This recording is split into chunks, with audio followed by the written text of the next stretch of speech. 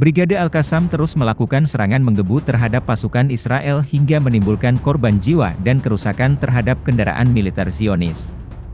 Kini, sayap militer Hamas memamerkan senjata baru yang diklaim bisa membumi hanguskan Tel Aviv.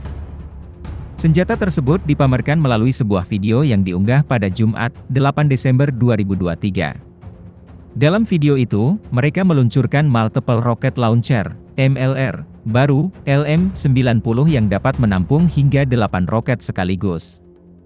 Ini menjadi tonggak sejarah lain bagi perlawanan Palestina, baik dari segi kemampuan produksi dan persenjataan militernya. Sebuah plakat yang ditampilkan dalam video menunjukkan foto martir Ibrahim Al-Makadmeh, salah seorang pendiri Hamas dan tokoh terkemuka Palestina. Roket-roket tersebut diberi nama Al-Makadmeh.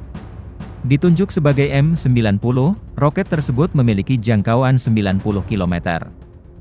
Memberikan faksi perlawanan kemungkinan untuk menargetkan wilayah tengah di Palestina yang diduduki termasuk Tel Aviv dari berbagai arah. Video ini dirilis setelah Brigade Al-Qassam mengumumkan 3 operasi peluncuran roket terpisah, menargetkan Tel Aviv.